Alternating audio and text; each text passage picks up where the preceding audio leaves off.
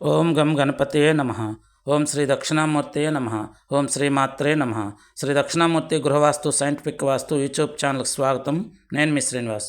ఇక్కడ మీరు చూస్తున్న ఈ గృహం ఏదైతే ఉందో ఇది చిదంబరం పుణ్యక్షేత్రంలో మనం స్వామివారిని దర్శనం చేసుకొని బయటకు వచ్చిన తర్వాత మనకి కనిపించేటువంటి ఒక అద్భుతమైనటువంటి 100% వాస్తు ప్రకారం నిర్మాణమైనటువంటి ఒక చక్కని ఇల్లు. మీరు చూస్తే మీ ఎడమ చేతి వైపు ఒక బావి కనిపిస్తుంది వాస్తు ప్రకారం. అదేవిధంగా ఏదైతే ఔటర్ వరండా మీరు బాగా గమనిస్తే కనుక 4 వైపులా కూడా ఈ యొక్క వరండా అనేది ఇవ్వడం జరిగింది. ఆ యొక్క ఇంటికి 4 వైపులా కలయి తిరుగుతూ ఒక అద్భుతమైనటువంటి ఆనందాన్ని అనుభవిస్తూ చక్కని వాస్తు ప్రకారం నిర్మించిన ఒక మంచి జీవకళతో ఉట్టిపడుతున్నటువంటి ఈ యొక్క నిర్మాణం ఎంతో నాకు ఆనందాన్ని ఇచ్చింది మనసుకి.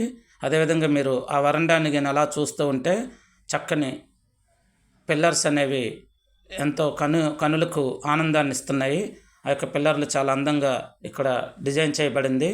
అదేవిధంగా మీరు చూస్తే ప్రతి వైపు 4 వైపులా కూడా సెంటర్ డోర్లు ఇచ్చి ఆ డోర్కి 2 వైపులా 2 కళ్ళులాగా 2 కిటికీలు అనేది ఇక్కడ పెట్టడం జరిగింది.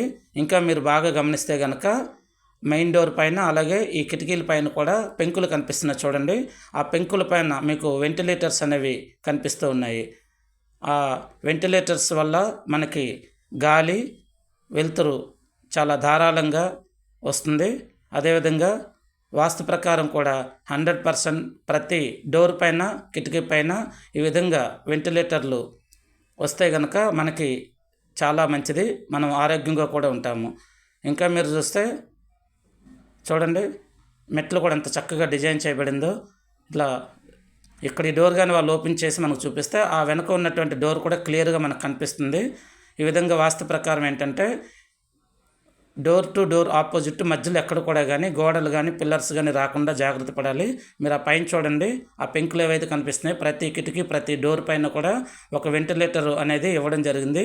అక్కడ వెంటిలేటర్ కూడా పూర్తిగా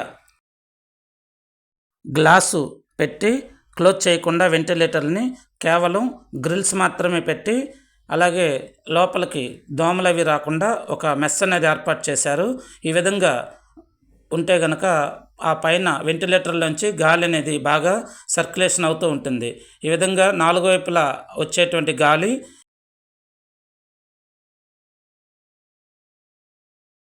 వెళ్తుందో ఆ గాలి అనేది లోన బయటికి సర్క్యులేషన్ అవుతుండడం వల్ల అక్కడ ఒక మంచి జీవకళ అనేది ఏర్పడుతుంది.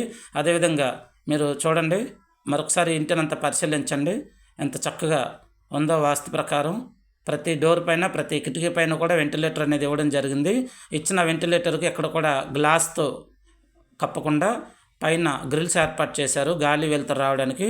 అదేవిధంగా అక్కడ దోమలు రాకుండా మెస్సులు ఏర్పాటు చేశారు. ఇంకా చూస్తే చూడండి ఎంత బాగుందో.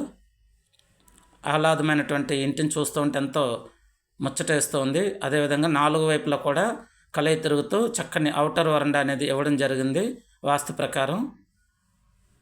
చూస్తున్నారు కదా, చాలా బాగుంది కదా ఇల్లు.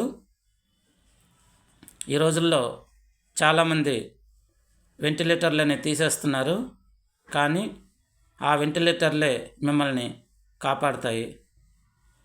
ఓకే, మా ఈ వీడియో మీకు నచ్చినట్లయితే 10 మందికి షేర్ చేయండి, లైక్ చేయండి, సబ్స్క్రైబ్ చేయడం మర్చిపోకండి,